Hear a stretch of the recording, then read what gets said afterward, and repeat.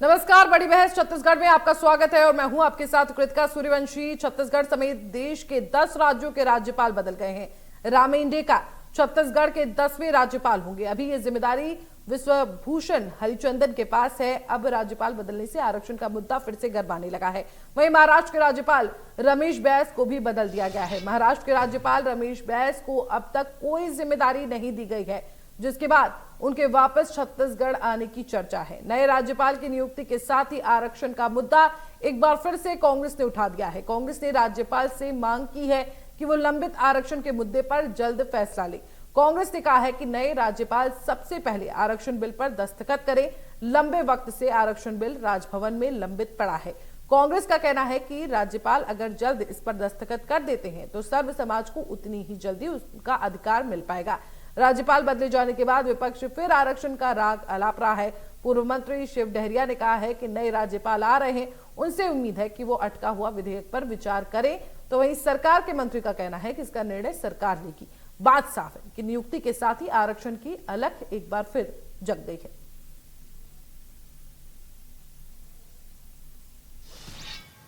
राज्यपाल का स्वागत है। और पिछले समय हमारी सरकार में आरक्षण विधेयक हम लोगों ने पारित किया था, जो अभी तक राज्यपाल जी के यहाँ लंबित है।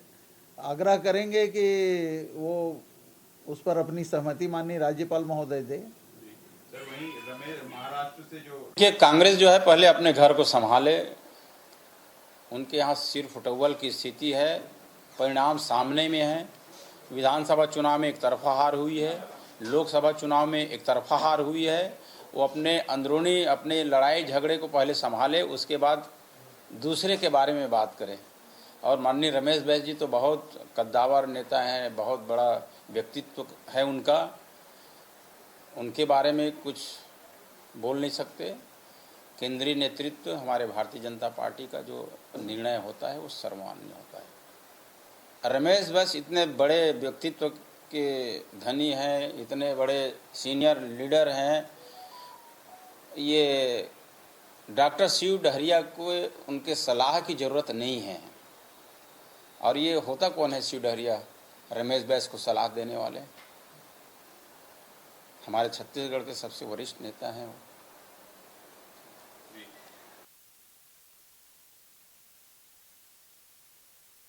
की वजह, जब छत्तीसगढ़ राज्य बना तब प्रदेश में अनुसूचित जनजाति को 20%, अनुसूचित जाति को 16% और पिछड़ा वर्ग को 14% आरक्षण दिया गया था।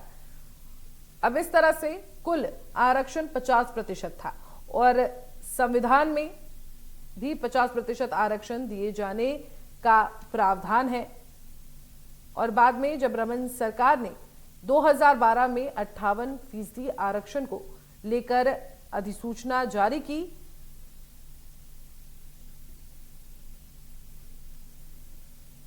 इसके बाद जो है विवाद बढ़ता चला गया। इसमें प्रदेश की आबादी के हिसाब से सरकार ने आरक्षण का रोस्टर जारी किया।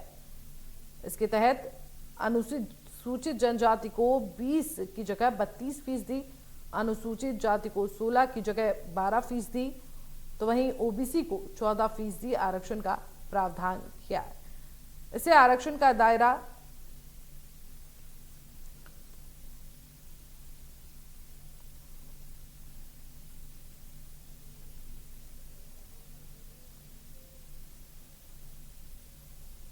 और इसी पर चर्चा के लिए हमारे साथ दो खास मेहमान जुड़ गए हैं। जशविंदर बग्गा, प्रवक्ता बीजेपी, जुड़ गए हैं। संदीप दुबे, प्रवक्ता कांग्रेस, जुड़ गए हैं। बहुत बहुत स्वागत है आप दोनों का इंडिया न्यूज मध्य प्रदेश छत्तीसगढ़ पर। सबसे पहले आपके पास आएंगे जशविंदर जी। देखिए, जिस तरह से कांग्रेस द्वारा एक बार फिर से आरक्षण का मुद्दा उठाया जा रहा है, किस तरह से देखते हैं आप?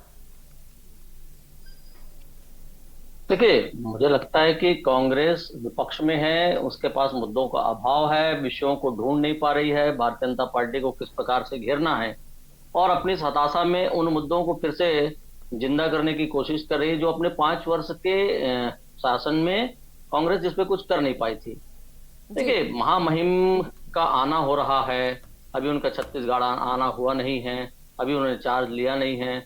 अभी आके वो छत्तीसगढ़ को समझेंगे, यहाँ के विषयों को समझेंगे, तब जाके एक ऐसा विषय जो बहुत दिनों से वहां पर पेंडिंग पड़ा हुआ है, कुछ तो कारण होगा ना उसका, कुछ ना कुछ ऐसी टेक्निकल डिफिकल्टीज होंगी जिसके कारण पिछले राज्यपाल महोदय ने, महामहिम ने उस पर निर्णय नहीं लिया है। तो नए राज्यपाल महामहिम महोदय को आने दें, उनको बैठने दें, उनको पहले छत्तीसगढ़ को समझने दें, यहाँ की राजनीति के मिजाज को समझने दें, उसके बाद उस विषय पे बातचीत हो तो बेहतर है।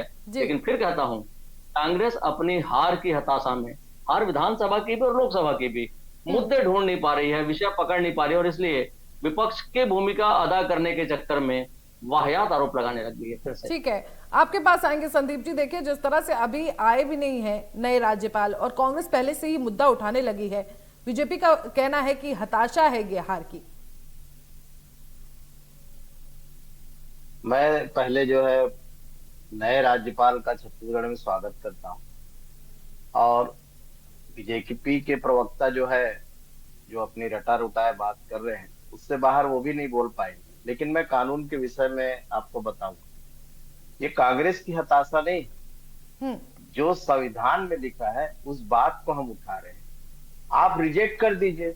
देखिए, आर्टिकल 200 में स्पष्ट है कि कोई भी विधेयक राज्यपाल पारित होने के बाद विधानसभा में राज्यपाल के पास जाएगा। राज्यपाल उसमें निर्णय लेके या तो उसको पास कर देंगे, या अपने टिप्पणी के साथ और संशोधन के सुझाव के साथ विधानसभा को वापस करेंगे। आप देखिए, सरकार को वापस करना और विधानसभा को वापस करना दो अलग अलग चीजें हैं। क्योंकि मेजोरिटी से पास होता है तो ये माना जाता है कि उसमें विपक्ष और पक्ष सारे लोग उपस्थित थे, वहां मेजोरिटी से डिसीजन हुआ और पास हुआ।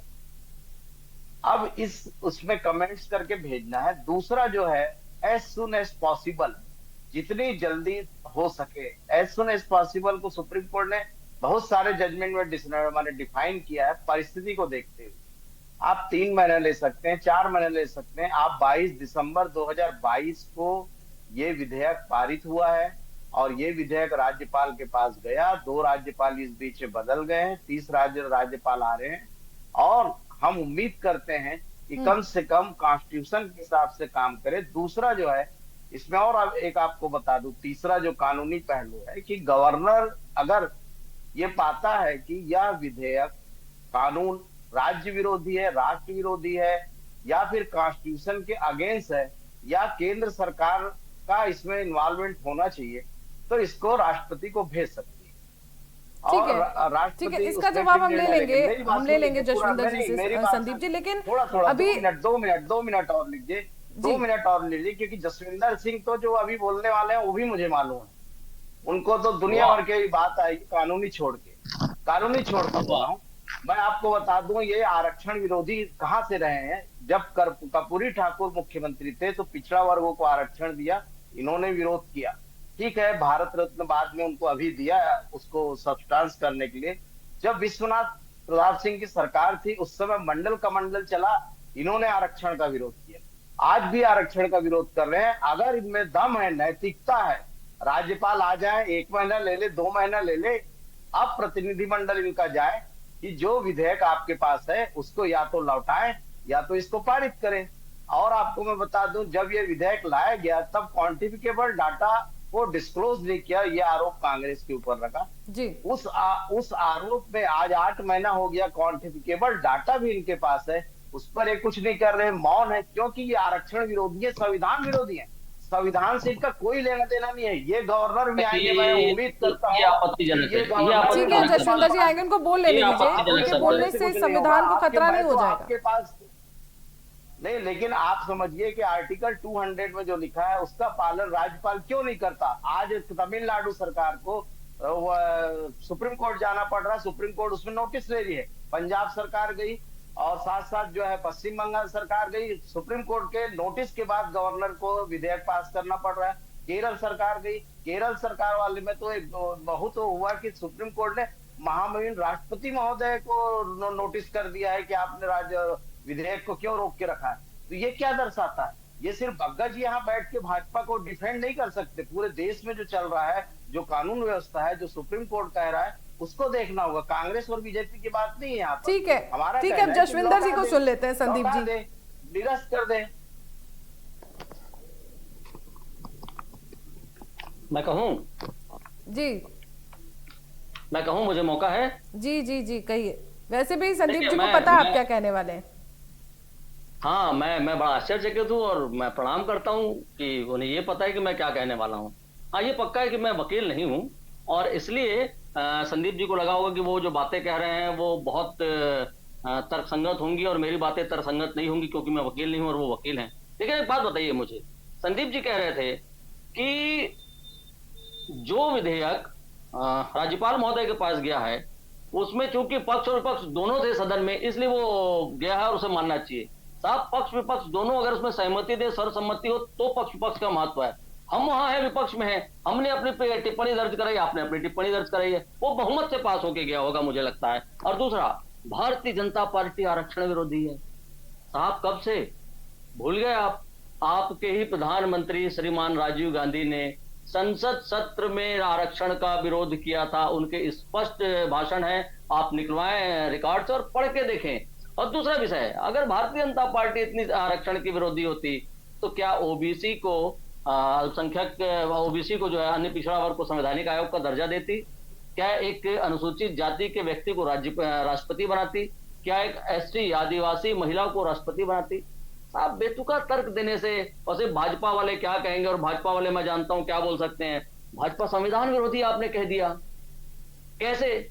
आपको याद है आपके कांग्रेस की सरकारों ने 100 से ज्यादा बार धारा 356 का उपयोग किया है, जिसके तहत आपने राज्य सरकारों को भंग कर दिया। साहब, राज्य सरकारों को संवैधानिक आपने अधिकार नहीं दिया राज करने का। जो चुनी हुई जनता से चुनी हुई सरकारें थी, उनको सिर्फ इसलिए आपने वहां पर भंग कर दिया कि वो कांग्रेस के विचारों से सामने नहीं रखती थी 100 से अधिक बार। और आप कहते हैं कि भाजपा संविधान विरोधी है। आप क्या करते रहे? आपने देश में आपातकाल थोपा साहब 1975 में, लोगों को जेलों में ठूस दिया, और भाजपा संविधान विरोधी है। अरे 2004 में जब आपने मनमोहन सिंह को प्रधानमंत्री बनाया था और श्रीमती सोनिया गांधी प्रधानमंत्री नहीं बन सकी थी, तो कैसे एनएसी के माध्यम से आपने देश में राज किया? पूरे देश ने देखा नहीं है 10 वर्षों तक। और संविधान विरोधी भाजपा है। कैसे आपके राष्ट्रीय अध्यक्ष जो थे और अब जो नेता प्रतिपक्ष है राहुल गांधी, उन्होंने कैसे कैबिनेट का पास किया वो अध्यादेश सबके सामने फाड़ के फेंक दिया था, और संविधान विरोधी भाजपा है। साहब, क्या विषय है? कैसे तर्क हैं कांग्रेस के? किन बातों को लेकर आप जनता के बीच में भ्रम पैदा करेंगे?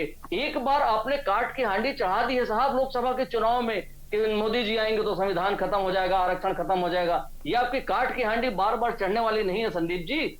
तर्क संगत बात करनी पड़ेगी आपको, तथ्यों के साथ बात करनी पड़ेगी आपको। और मैं फिर से कहता हूं, माननीय राज्यपाल महोदय संवैधानिक पद पे हैं, वो आएंगे, बैठेंगे, छत्तीसगढ़ को समझेंगे, वहां पड़े हुए सारे विधेयकों को देखेंगे, और उनका भी खूब लंबा राजनीतिक अनुभव है, उनके पास खूब विवेक है, और उस विवेक के आधार पर निर्णय करेंगे। आपके टिप्पणियों पर निर्णय नहीं होने वाला है संदीप जी, इस बात को आप अभी नोट कर लें। निर्णय विवेक से होगा, तर्कसंगत तथ्यों के आधार पे होगा, और जो छत्तीसगढ़ के हित में होगा वही निर्णय होगा। ठीक है, संदीप जी से जवाब ले लेते हैं। संदीप जी, देखिए, जिस तरह से कई आरोप लगा दिए हैं जसविंदर जी ने, और इसके अलावा बीजेपी का कहना है कि जब आपकी सरकार थी तो अपने ही कार्यकर्ता से याचिका दायर करवाई गई थी, कांग्रेस की नीयत ठीक नहीं है, वो लोगों के लिए काम नहीं करना चाहती, इस तरह के आरोप लग रहे हैं कांग्रेस पर। बग्गा जी, पहले आप ये बता दें कि भारतीय जनता पार्टी का क्या ये स्टैंड माने कि राज्यपाल आएंगे क्योंकि सरकार भाजपा की है तो एक ज्ञापन देंगे कि उस विधेयक पर विचार करें। दूसरी बात जो है, बाकी ये कह रहे थे कि कांग्रेस के कार्यकर्ता ने लगाया, रमन सिंह के सरकार में आरक्षण को रिड्यूस किया, उसमें जो एससी था 16% या 14%, उसको इन्होंने 12% किया जी। उस सरकार में इसको चुनौती दी गई, रमन सिंह सरकार में ही हाई कोर्ट में चुनौती दी गई। गुरु घासीदास सतनामी समाज, एक सामाजिक संस्था के द्वारा और एक दो अन्य लोगों के द्वारा, जिसको कार्यकर्ता बता के भ्रमित करने की कोशिश कर रहे हैं, उसकी सरकार में उसके सरकारी वकीलों ने, एक मिनट बग्गा जी, उसके सरकारी वकीलों ने जवाब फाइल किया। नहीं, आपके आया है गुप्ता जी का बयान, उसी बयान को लिए जो हमारी वो कहनी है, तो उसके आधार पर उसमें रिप्लाई आ गया। वह प्रकरण रमन सिंह के सरकार में ही फाइनल हियरिंग के लिए चला गया। सरकार बदल गई, नई सरकार आती है तो वो कोई जवाब को चेंज नहीं करती, स्टैंड जो है बहुत अचानक नया स्टैंड नहीं लेती। जो स्टैंड था रमन सिंह सरकार का, उस स्टैंड को उठाया और उस स्टैंड के बाद हाईकोर्ट ने कहा कि आप आरक्षण की सीमा बढ़ा सकते हैं तमिलनाडु और अन्य जगहों की तरह, लेकिन जिस प्रकार से आपने बढ़ाया है बिना यह जांच किए कि सरकारी नौकरियों में कितने प्रतिशत किन किन जातियों का मतलब उसमें रिजर्वेशन है और किन किन जातियों का कितना प्रतिनिधित्व है, वो जनसंख्या से मेल खाता है कि नहीं, तो उसके लिए क्वांटिफिकेबल डाटा बना, क्योंकि सुप्रीम कोर्ट के गाइडलाइन है उस हिसाब से बना। और बनने के बाद उस रिपोर्ट आने के बाद विधानसभा में ये आरक्षण नया लाया गया और राज्य सरकार साथ ही साथ जो है उस आदेश के खिलाफ सुप्रीम कोर्ट गई, जो आज पेंडिंग है। मान लिया जाए अगर हाईकोर्ट का आदेश गलत था, हम सुप्रीम कोर्ट गए, बीजेपी सरकार का स्टैंड अलग है, तो सुप्रीम कोर्ट से वापस ले ले। ये वापस नहीं लेंगे, क्योंकि इनको आरोप लगाना है कि कांग्रेस का कार्यकर्ता गया था, और कांग्रेस पार्टी कभी नहीं गई इसमें। कांग्रेस का कार्यकर्ता गया था तो ये जानते होंगे कांग्रेस का कार्यकर्ता था कि वो बीजेपी का कार्यकर्ता। ठीक है, इसका जवाब ले लेंगे हम जसविंदर जी से, लेकिन ये आप लोग बाकी विषय जो इन्होंने कहा है, बाकी एक लंबा विषय इन्होंने कहा कि आपातकाल लग गया, इमरजेंसी कॉन्स्टिट्यूशन में एक अलग चैप्टर है, ठीक है, और किसी राज्य को कैसे चलना है नहीं चलना है उसमें धारा 3 आर्टिकल वो लगना है नहीं लगना है, ये उस समय की सरकार ने किया। और इमरजेंसी लगने के बाद इंदिरा गांधी ने माफी मांगा इमरजेंसी के लिए, और पूर्ण बहुमत से 300 पार के बहुमत से फिर से चुनाव में जीत के आ गई। लोकतंत्र का चुनाव लड़ा उन्होंने, लोकतंत्र में जीता। इनको ये संविधान विरोधी है कि इनको 50 साल बाद याद आया कि अरे हमारे ऊपर जो छाप पड़ रहा है संविधान विरोधी का, उसके लिए इन्होंने अपना एक नया कर दिया कि हम उसको जो है आपातकाल और क्या क्या उनका नाम दे दिया, हत्या दिवस मनाए जाएंगे। ये संविधान विरोधी नहीं, संविधान में हत्या का कहाँ प्रावधान है, हत्या शब्द लिखने का कहाँ प्रावधान है। तो इस प्रकार से इन्होंने काम किया है। और कर्पूरी ठाकुर ने जब ओबीसी का आरक्षण किया, विरोध किसने किया? संघ ने किया, भाजपा ने किया। तो राजीव गांधी, मैंने तो राजीव गांधी के भाषण का उल्लेख किया, उसके बारे में बोलिए। नहीं, उस भाषण को आप बताइए ना कहाँ पर है, मैं तो अभी जान नहीं रहा हूँ। लोकसभा के रिकॉर्ड में है, लोकसभा के रिकॉर्ड में है। जब भी बग्गा जी आपके भाजपा के लोगों के साथ बैठता हूँ तो ये दिक्कत है, विषय जो है अभी विषय क्या है, राज्यपाल को पास करना है कि नहीं करना है।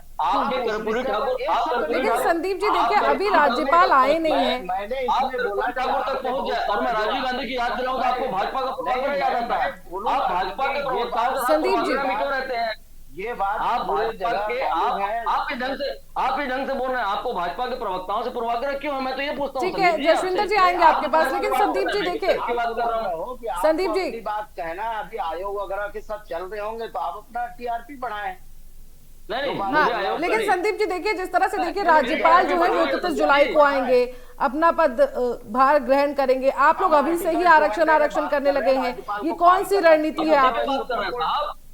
आपने रेफरेंस में कर्पूरी ठाकुर जी का नाम लिया, मैंने रेफरेंस में राजीव गांधी के भाषण पे याद दिलाया। पहला है मैंने भी याद दिलाया आपको। अरे तो आप इसमें व्यग्र क्यों हो गए?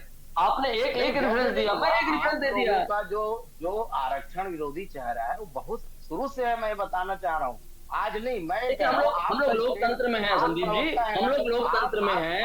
आप इस बात को जनता के बीच में रखिए कि भाजपा का आरक्षण विरोधी है, हम जनता के बीच जाके कहेंगे। मैंने भी दो बात कही, बात कहा इस विषय में कि आप राज्यपाल जी को भारतीय जनता पार्टी क्या ज्ञापन देगी कि इस जो विधेयक में आप कोई निर्णय लें, या तो वापस करें, सरकार इसको वापस करेगी, या तो पास करें। ऐसा मैंने यही कहा संदीप जी, सरकार कहना या मैंने यही कहा। मेरा आग्रह क्या है, आपको अब देखिए, आप प्रश्न भी करते हैं और उत्तर भी आप ही बताते हैं कि भाजपा। ठीक है, जसविंदर जी देखिए, जिस तरह से भाजपा प्रदेश प्रवक्ता केदार गुप्ता जी ने आरोप लगाया है कांग्रेस पर और कहा है कि भूपेश सरकार ने अपने ही कार्यकर्ताओं से याचिका दाखिल करवाई थी, किस बेस पर आप लोग ये आरोप लगा रहे हैं? और उस कार्यकर्ता को कांग्रेस की भूपेश सरकार ने आयोग का अध्यक्ष बनाया है। मतलब देख, मैं तो कहता हूं तथ्यात्मक, मैं क्यों बार बार कह रहा हूं। देखिए, मुझे लगता है कि कांग्रेस के प्रवक्ता जो आज मेरे साथ बैठे हैं, उन्हें भाजपा के प्रवक्ताओं से कोई पूर्वाग्रह है। अब देखिए, मुझे बोलने का मौका दीजिए। जसविंदर जी से सुन लेते हैं संदीप जी, उसके बाद आएंगे आपके पास। यही सवाल आपने किया था। मैं आर्टिकल 200 पे ही बात कर रहा हूँ संदीप जी। आप अरे बीच में भाई, रेफरेंस आप देंगे, भाजपा का मैं अपनी बात कार्यकर्ता रखूंगा था कि कि नहीं? कांग्रेस का कार्यकर्ता था? हाई कोर्ट ने निर्णय लिया, सुप्रीम अरे कोर्ट वो आज सुप्रीम कोर्ट आयोग का अध्यक्ष आपने बनाया, आपकी सरकार ने बनाया साहब, कि अरे भाजपा ने भाई, बनाया? आपने अपने कार्यकर्ता को तो आयोग का अध्यक्ष बनाया होगा ना? समय अंतिम सुनवाई हुआ, आपने आरक्षण तो फिर- वापस लिया। आप अरे संदीप जी, एससी विरोधी भी है, एससी का आरक्षण आपने कम आप किया। मुझे सबका विरोधी बना दीजिए, जनता मानेगी तब ना आपके बोलने से। आज देखिए जितने एससी आरक्षित सीटें हैं अरे, छत्तीसगढ़ में, आपके तो भारतीय पास जनता जो पार्टी कितनी सीटें जीती हुई है? भाग एक बार टूट गया है जो आपके पक्ष में। इस मैं बार कहता सरकार हूं। आने वाले समय में देखेंगे, 8 महीने में बहुत अरे, विषय है बोलने के लिए। अभी छत्तीसगढ़ में आज तक सिर्फ एक बार आप सरकार में आए साहब। हर चुनाव को भारतीय जनता पार्टी जीत के आई, 3 बार डॉक्टर रमन सिंह जी की सरकार जीत के आई, इस बार विष्णुदेव साय जी की सरकार है। सिर्फ आप एक बार सरकार बनाया साहब, इस टाइप की बातें मत बोलिए। अब छोड़िए अहंकार की भाषा और मेरी बात को सुनिए आप। एक तो मैंने बताया कि कांग्रेस का कार्यकर्ता वो क्यों था, और दूसरा क्वांटिफाइबल डाटा की बात आप कर रहे थे। आपने उसको सार्वजनिक क्यों नहीं किया 5 साल की सरकार में रहते हुए? आपने किया, 8 महीने में आपने किया। आपने 5 साल आपने, मैं देखिए आप प्रतिपक्ष मत कीजिए, आप 5 साल सरकार में थे ना, आप थे ना 5 साल। नहीं संदीप जी, अब आपने क्या नहीं किया मैं बोलूंगा। संदीप जी इसके बाद आप बोल लीजिएगा। पड़ेगा ना। जसविंदर जी को सुन लीजिए। संदीप जी निकलने की सोच रहे हैं और मैं भारतीय जनता पार्टी का पक्ष में कांग्रेस ऐसा नहीं होगा संदीप जी। आप निकलने की कोशिश कर रहे हैं साहब। आपके पास आयोग है ना। आपने 5 साल जो काम नहीं किया, आपने 5 साल जो काम नहीं किया, आपने 5 साल जो काम नहीं किया, हमने वो काम करने प्रारंभ कर दिए हैं। हमने 2 साल का बोनस दिया, 5 साल नहीं दे पाए थे साहब। हमने 31 रुपए का वादा किया, हमने दिया है साहब। हमने 21 कुंटल धान खरीदने का वादा किया, हमने किया साहब। हमने महतारी वंदन प्रारंभ कर दिया, हमने पीएससी की योजना प्रारंभ, पीएससी में जांच प्रारंभ कर दी। देखिए इस सरकार में साय काम हो रहा है और आप निश्चिंत रहिए संदीप जी, इन चीजों का भी आप क्यों नहीं दिए? अरे आप मैं क्या कर रहा हूँ, मेरी बात को तो सुनिए। आप प्रतिप्रश्न करते रहेंगे तो मेरे को सुन नहीं पाएंगे आप। राजीव गांधी न्याय योजना का आप पैसा क्यों प्रतिप्रश्न नहीं करते, दिए? अरे आप रुकिए तो साहब, आप उसको देखिए 2 साल के बोनस को जो लेकिन हम दे रहे जसविंदर जी हैं। देखिए जिस तरह से आरक्षण मांग रही है बार बार कांग्रेस का कहना है कि आरक्षण मिलना चाहिए, आपका क्या स्टैंड है, बीजेपी का क्या स्टैंड है इस पर? जैसा संविधान में लिखा है, जैसा संविधान सम्मत प्रक्रिया के तहत आरक्षण देश को मिल रहा है, वैसा ही मेरे प्रदेश के नागरिकों को मिलना चाहिए। एकदम स्पष्ट नीति है भारतीय जनता पार्टी की, सबका साथ सबका विकास है। जितना जिस प्रकार से आरक्षण संविधान सम्मत होगा वैसा हमारे हर प्रदेश के नागरिकों को मिलना चाहिए। चलिए संदीप जी आप फाइनल कमेंट कर दीजिए। आज का विषय है कि राज्यपाल को आरक्षण विधेयक पर निर्णय लेना चाहिए कि नहीं लेना चाहिए। संविधान सम्मत जो है, संविधान में कहीं आरक्षण का प्रावधान है लेकिन परसेंटेज नहीं। वो तो बाद में मेनका गांधी के प्रकरण में सुप्रीम कोर्ट ने कहा कि 50 से ज्यादा नहीं होना चाहिए। ठीक है, ये आप भी उस समय बोल रही थी स्टार्टिंग में, तो मैं सुना। संविधान में कोई परसेंटेज फिक्स नहीं, वो है कि आप उस पर जो है निर्णय ले सकते हैं। लेकिन हमारा आज का विषय है जो आज सुबह से चल रहा है, 2 डिबेट में बैठ चुका हूं, सिर्फ जो है गवर्नर को निर्णय लेना है, उसको रिजेक्ट कर दे, राष्ट्रपति को भेज दे, कुछ तो करे। संविधान विरोधी का चेहरा ना बनाए गवर्नर साहब, नहीं तो फिर सुप्रीम कोर्ट को इंटरफेयर करना पड़ेगा। छत्तीसगढ़ में भी ये हालत है, जैसे केरल, तमिलनाडु, पंजाब और पश्चिम बंगाल में किया। जहां जहां भाजपा विरोधी सरकार है वहां वहां ये इस प्रकार का काम कर रहे हैं। राज्यपाल वापस जसविंदर जी, गवर्नर से उम्मीद करता हूँ वापस कर दे। इन्होंने राज्यपाल जी के लिए एक शब्द का उल्लेख कर दिया संदीप जी ने, प्रवक्ता विद्वान है, सुप्रीम कोर्ट कह रही है, सुप्रीम कोर्ट कह रही है। ठीक है, तो साहब सुनिए। ठीक है, बहुत बहुत शुक्रिया आप दोनों मेहमानों का हमारे साथ इस चर्चा में जुड़ने के लिए। तो आपको बता दें नए राज्यपाल के आने के बाद से प्रदेश में आरक्षण का मुद्दा गर्मा गया है, इसी पर हम कर रहे थे चर्चा। आगे भी हम इस पर आपको अपडेट्स देते रहेंगे, बने रहे हमारे साथ, देखते रहे इंडिया न्यूज मध्य प्रदेश छत्तीसगढ़।